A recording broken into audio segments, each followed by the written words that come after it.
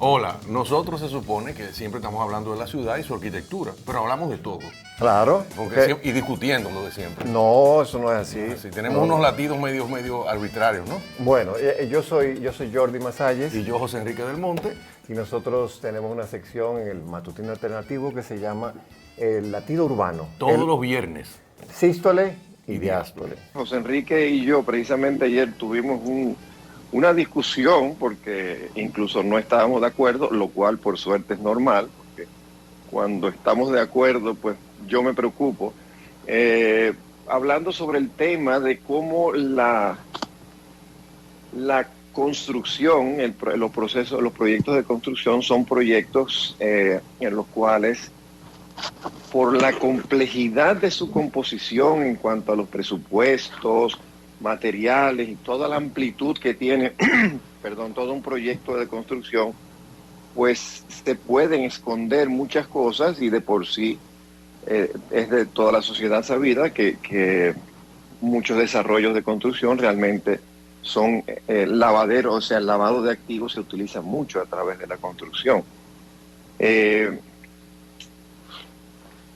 Entonces, a partir de eso, pues nosotros estábamos discutiendo de cómo se debería cobrar la construcción, y es complicado porque es un tema también de oferta de mercado. O sea, él me decía, debería cobrarse algo, una tarifa fija, qué sé yo qué, pero que los presupuestos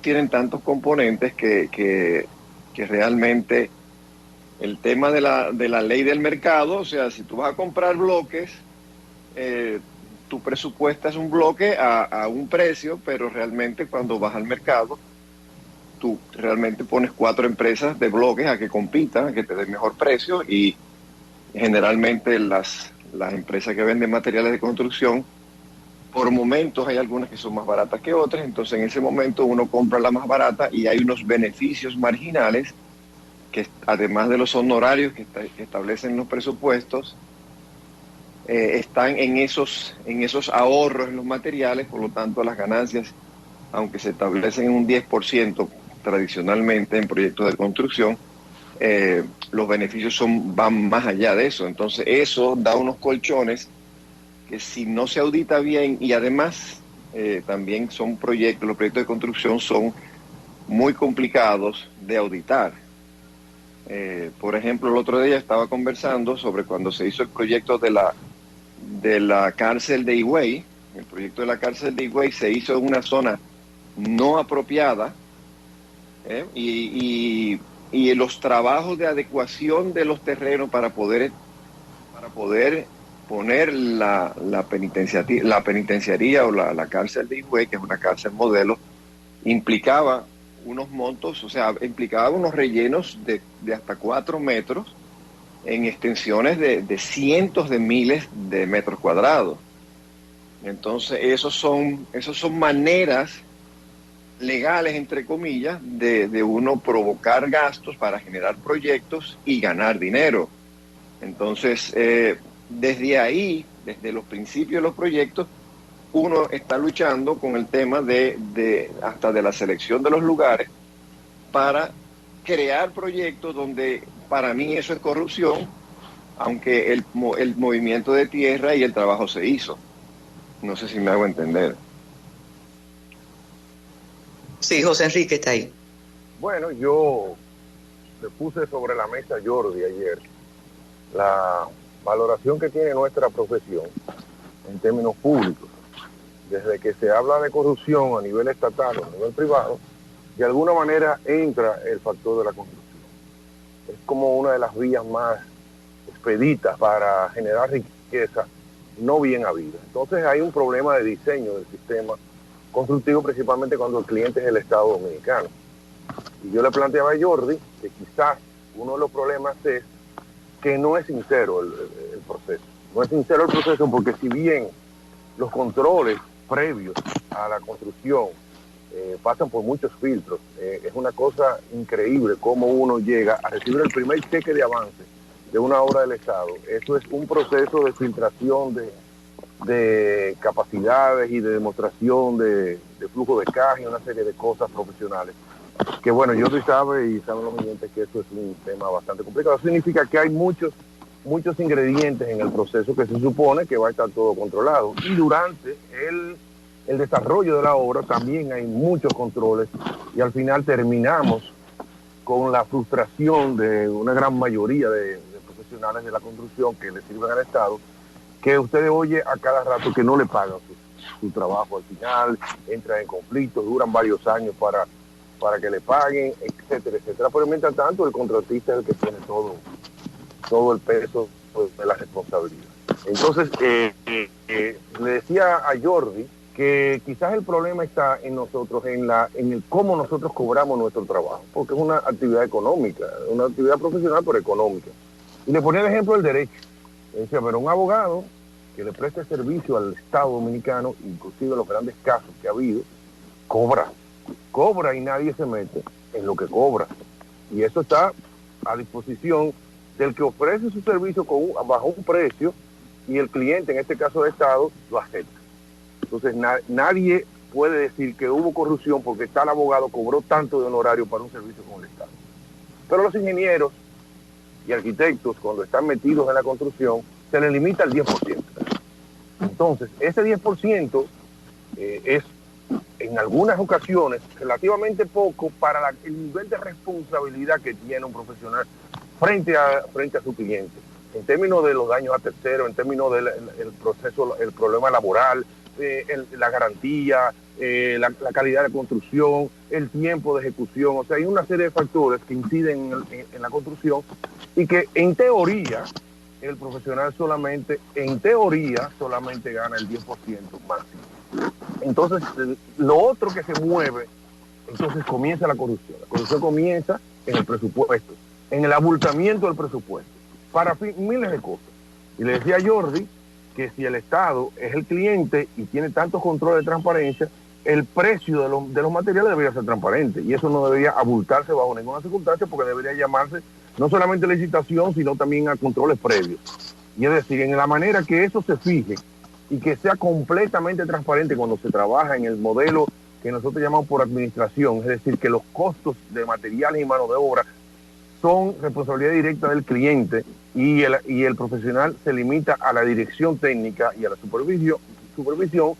En ese caso, podría aumentarse el precio del servicio del profesional, de manera que ese beneficio que llama Jordi, encubierto por el manejo de la compra y que me sale más barato y que yo puse 3 metros cúbicos de grava y eran nada más 2 metros cúbicos, ese manejo confuso debería estar transparentado. ¿Cuánto resultaría eso en realidad?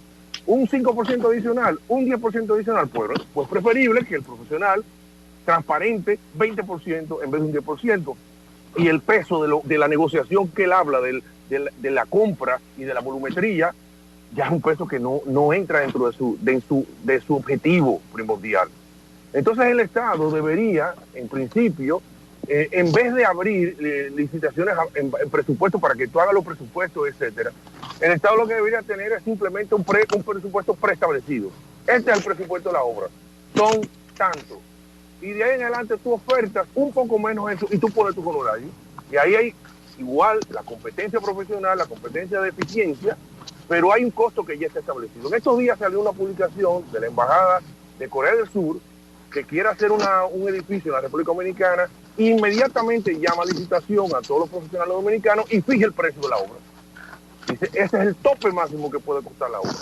Entonces el profesional ya sabe el límite. Ahí no puede venir a la Embajada de Corea cuando comienza a hacer, no, que ahora el movimiento de tierra salió más caro, no, que el metro cúbico, no, usted lo asume, ese es el precio y usted tiene la responsabilidad como profesional. De esa manera, muchas de las acciones que se hacen a través de una profesión digna como es la construcción, estaría mucho más limpia y mucho más transparentada en un proceso que nosotros estamos definiendo una República Dominicana donde ya tenemos un trauma con la corrupción de muchos años y que cada día se entrama más. Y la base de todo precisamente son los presupuestos. Hablaba el ingeniero Tillán en uno de los programas de allá del matutino alternativo, el delito técnico, algo que todavía nosotros no hemos establecido, y el delito técnico Jordi lo acaba de mencionar. ¿Cómo es posible que el Estado Dominicano escoja un terreno que no es apto para hacer el desarrollo de la obra, porque inmediatamente se presta a la corrupción.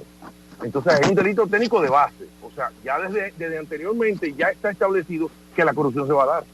Entonces también cuando se hacen obras privadas, muchas veces las obras privadas se licitan para que el constructor, el contratista, elija el lugar en base a una serie de características que son beneficiosas y se compite también con el lugar. O sea que hay una serie de factores que yo le decía a Jordi, que quizás el esquema que nosotros estamos utilizando para el cobro de nuestros honorarios genera en su base la corrupción. Mira, esto es un tema que yo pienso, qué pena que sea a partir de todo lo que está ocurriendo, que debe ser objeto de debate, sin lugar a dudas, y te lo digo, y también qué bueno que mencionemos, que recordemos al ingeniero Tillán, como provinciana. Yo recuerdo, y no es una leyenda oscura, pero en las provincias, sobre todo durante los periodos de Balaguer, que creyó en la construcción, pero ahí vino el enriquecimiento de los ingenieros locales, sin lugar a dudas, precisamente por ese manejo que no es transparente. Y aquí dice una persona interesada en estos asuntos, dígale a José Enrique que el 10% de obras millonarias no es poco. Aquí es difícil asumir una obra bajo las condiciones de los coreanos porque te pueden aumentar los costos en cualquier momento. Pues si no es poco, entonces ¿por qué se abultan los presupuestos? Si no es poco, ¿por qué se abultan los presupuestos? Se supone que si fuera suficiente para repartir todo lo que tú quieras repartir y ayudar a que tú quieras ayudar, tú lo harías de tu 10%, que es lo que te corresponde, pero no lo hace de tu 10%. Lo hace del costo de la obra en detrimento del cliente, en este caso el cliente público. Hay una anécdota de cuando el presidente Balaguer en los 12 años inició la sede de las Fuerzas Armadas. Era el arquitecto Luis de Pradel, que se estaba haciendo en el kilómetro 9 de la autopista Duarte, en Villa Marina, por ahí. Y Balaguer fue en una ocasión a las 7:30 de la mañana a supervisar la obra. Y cuando la supervisó, resulta que la obra tenía un movimiento de tierra enorme y él llegó y preguntó, ¿y cuánto le falta el movimiento de tierra? Y entonces le dijo al arquitecto, todavía nos falta mucho porque hemos encontrado aquí arcilla expansiva, estamos buscando el terreno físico. Balaguer se fue al despacho y le ordenó que cambiara de lugar para hacer el Ministerio de Fuerzas Armadas porque el presupuesto se iba a comer el movimiento de tierra. Y lo hicieron donde está, en la 27 de febrero con Luperón. Fue producto de una visita al presidente. Desde ahí había un defecto técnico en el solar que iba a generar un aumento significativo en los costos del edificio. Jordi.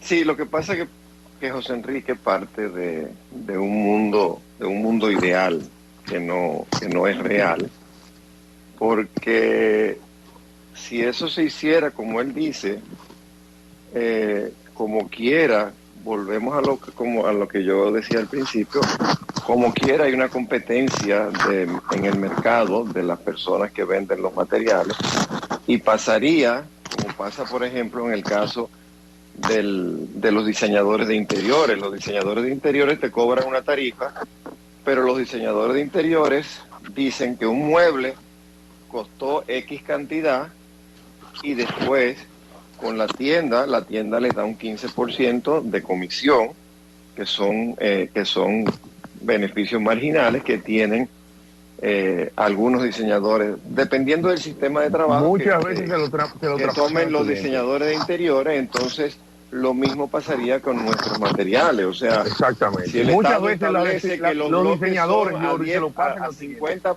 José Enrique, te dejé hablar, permíteme un chin, porfa. Si los bloques son a 50 en el presupuesto, después van a venir las compañías por atrás y te van a decir, yo te lo vendo 40 y tú te vas a ganar 10. O sea, el hecho de que el sistema sea el denominado por administración o no va a variar. El ejemplo que pone José Enrique del presidente Balaguer, eso es lo que debería ser el Estado. El Estado lo que pasa es que cuando se hace un diseño, cuando se hace un proyecto, la intención debe ser hacer el mejor proyecto al menor costo posible. El problema es que son las autoridades y es el gobierno, son las personas, no el gobierno, las personas responsables de los proyectos, las que se ingenian la manera de generar unos costos que no es que no sean reales, son reales, pero que no son no necesariamente, que no son necesariamente necesarios, iba a decir, pero que no sean necesarios. O sea, a la hora de seleccionar un lugar donde hay que poner una cárcel, hay que elegir un sitio en el cual optimice los recursos del Estado, pero como esa no es la intención de las personas responsables de los proyectos, entonces la idea es vamos a hacerlo lo más complicado posible para que se gaste mucho dinero de manera, vamos a decir, correcta desde el punto de vista técnico. Tenemos que resolver unos problemas, unos rellenos de 4 metros de altura, pero no son necesarios. Entonces, en ese sentido, ese es el punto.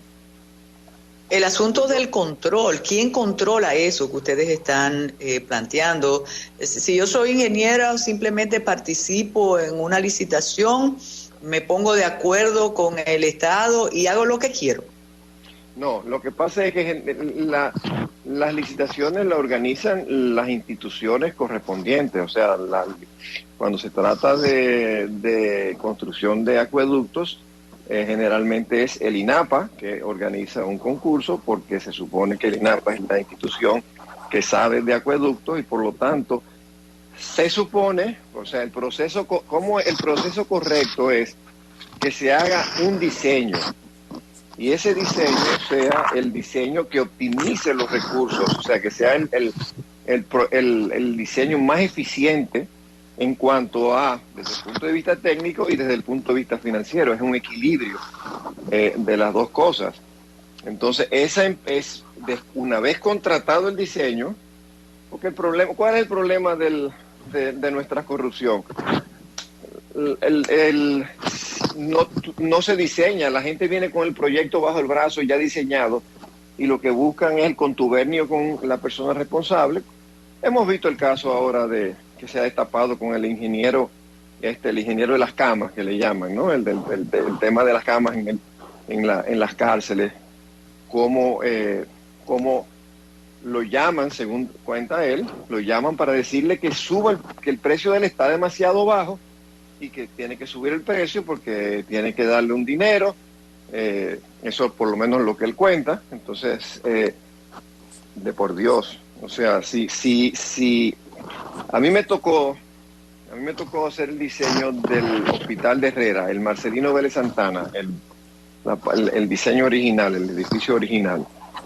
Y yo fui al Ministerio de Educación a solicitarle información para diseñar el hospital. Fui a la Oficina Panamericana y a la Oficina de la Organización Mundial de la Salud aquí en el país para solicitar información para poder diseñar un hospital. Yo, con la información que obtuve, hice un diseño y aún no contento, no totalmente satisfecho, solicité que se contratara un consultor externo. Vino un arquitecto español importantísimo que ha hecho hospitales muy importantes en España, para que analizara el proyecto.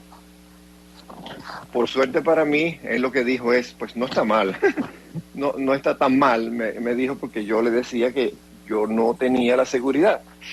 Cuento todo esto porque al final la secretaria de Salud, que en ese momento era secretaria,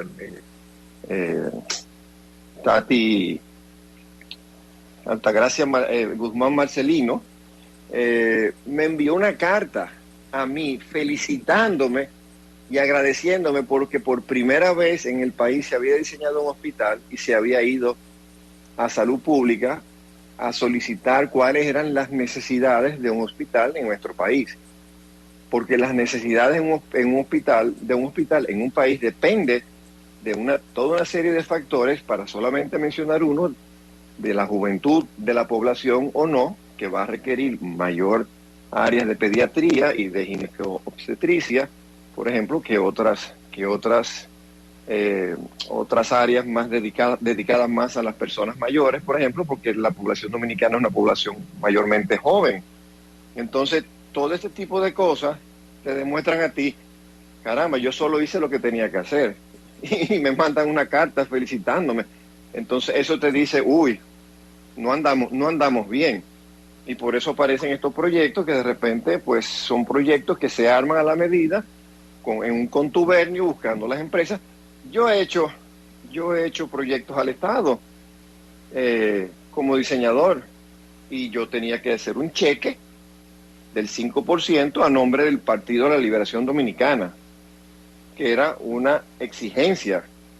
No era si tú querías o no. Bueno, me imagino que si tú no querías, a lo mejor te ibas a tener que abocar a las consecuencias de no haber obtemperado, ¿no? Pero yo hice cheques, o sea, no dinero en efectivo, o sea, vamos a decir, eso es una comisión que me estaba cobrando el partido como contribución al partido, lo cual es una corrupción legalizada, pero porque eso no estaba en el presupuesto, por ejemplo, pero era una condición.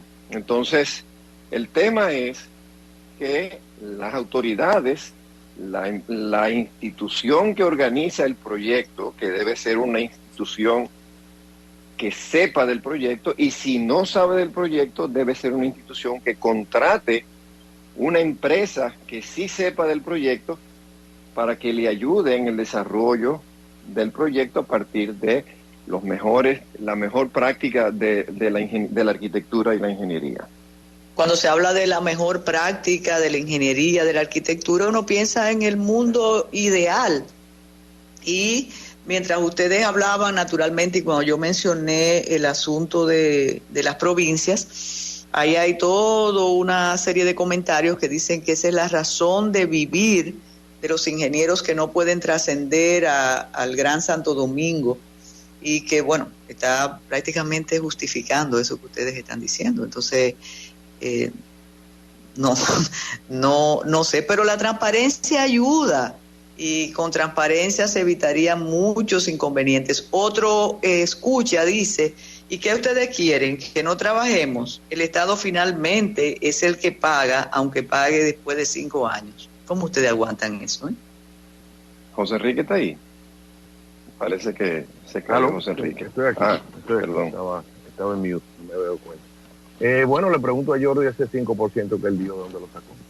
No, se dio del en el caso de nosotros no fue de tu dinero, Jordi, no fue de tus honorarios. Fue de los bloques que tú compraste más barato y lo No, porque no se trataba de una obra, se trataba de unos diseños. Fue entonces, para los diseños nosotros hicimos el diseño de la emergencia del Luis Eduardo Aybar, y después hicimos el diseño del INCART, el Instituto del Cáncer que está ahí en la UAS, el nuevo. Y en esos proyectos, que eran los diseños, sencillamente tuvimos que ceder ese 5% a través de un cheque al Partido de la Liberación Dominicana como contribución al partido. Mira, todas las compras del Estado están supeditadas a una serie de controles. Y cuando es actividad comercial, está muy claro. Si van a licitar por comprar camionetas de todas las empresas que importan camionetas, hay unos precios establecidos, y la que dé la mejor oferta comprar las camionetas. En la construcción debe ser exactamente igual. Totalmente de acuerdo. Debe haber un precio establecido que esté realmente transparentado, y que la diferencia serían los honorarios de nosotros. No un 10% que no es real, para entonces comenzar a negociar con el presupuesto. Eso es lo que yo te estoy diciendo. Es preferible transparentar los honorarios como hacen los abogados, y nosotros tener una libertad de cobrar lo que nosotros consideremos que debemos cobrar, y si no nos lo pagan, bueno, pues amén, porque es una oferta y demanda. Pero déjame hacerte una pregunta solamente para que me aclares ese tema. Entonces tú lo que dices es que el Estado debe hacer una licitación entre las 4 empresas que venden los bloques para saber cuál es el mejor precio, para entonces hacer el presupuesto con ese precio. No, el Estado tiene una cantidad. Barato. El Estado tiene una cantidad de empleados en diferentes ministerios que tienen que ver con la construcción. Y ellos tienen la capacidad para hacer sus análisis de costos y sus presupuestos en base al mercado, y establecer que la obra debería salir en tiempo y en costos en tanto. Ese precio está establecido. Si el blog está a 30 pesos, el presupuesto debe estar a 30 pesos. No ponerlo en 5, sino en 30 pesos. Y entonces esa es la obra. Y se licita la mejor oferta. Tú puedes decir, bueno, yo te la hago por un 5% menos y mis honorarios son tantos. Y tú negocias el servicio, no el producto. Porque un carro tiene un precio. Tú puedes negociar facilidad de pago para el Estado, tú puedes negociar que por lote le vas a dar un por ciento menos en base a un precio de mercado. ¿Por qué la construcción no tiene un precio de mercado? ¿Por qué se deja abierta para que el presupuesto se preste a muchísimas manipulaciones que después estamos viendo los casos como estamos viendo y nos afectamos nosotros como sector? Porque nos afecta a nosotros nuestra responsabilidad como servidores, porque nos entran a todos en el mismo saco. Pero José Enrique, lo que se hace es un presupuesto base. Yo he organizado licitaciones dentro del campo privado, por ejemplo, en Colinas del Oeste hicimos una licitación para el movimiento de tierra. Y perdóname, se preparó, yo hice un diseño vial con unos diseñadores viales que analizaron todo el movimiento de tierra para lograr que el proyecto funcionara de la mejor manera. Hicimos ese diseño. A partir de ese diseño se le entregó, se hizo un presupuesto base, o sea, los mismos diseñadores hicieron un presupuesto base. Y a partir de ese presupuesto base se organizó una licitación y la licitación, todos los licitantes dieron por abajo de ese precio base, porque el precio base es un precio de referencia. Incluso hay instituciones, por ejemplo, como el Banco Mundial, que los presupuestos que eligen no son los más baratos.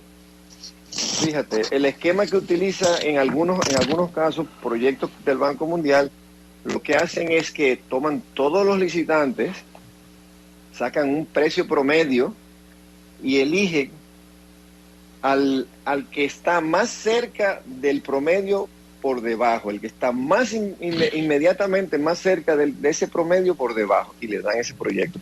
Porque entienden que eso ha pasado mucho en nuestro país, que te tiran un presupuesto por el suelo y después no me preocupo porque después van a venir los adicionales y todo eso, que también es parte de la corrupción.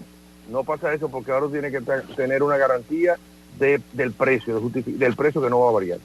Tú tienes que sacar una garantía bancaria para eso. Sí, o sea, sí, que hay controles, pero lo que tú estás diciendo es exactamente lo que yo estoy diciendo. O sea, si es para Colinas del Oeste, si es para Colinas del Oeste hubo un presupuesto base que rige para todo el mundo, ese es el precio de la obra, José. Ese es el precio de la obra. Entonces no claro, se y cuando tú concursas, tú tratas de tener un mejor precio para que te den. Exacto, pero el Estado no es así, porque los presupuestos se prestan a manipulación. En el trayecto, en el proceso o en el inicio de origen, cuando la obra tiene un componente técnico falso dirigido hacia fomentar riqueza. Eso es lo que te estoy diciendo. Entonces, para eso debe transparentarse el presupuesto y tu movimiento económico, tu beneficio económico, tu actividad como profesional debe no estar regido por un porcentaje fijo. Puede variar y debe variar, como los otros profesionales liberales que le prestan servicio al Estado. Nosotros, o sea, tú lo que me estás diciendo es que te arrepientes de no haber estudiado Derecho. No, para nada. No, es una broma. Bueno, pero nada, eso como yo soy el idealista del grupo, bueno, pues yo quiero que siempre No, tú tienes razón. Mejores, y yo creo que el status quo nos da la razón de todos los tramos que ha generado la riqueza generada a través de la corrupción en la construcción en la República Dominicana.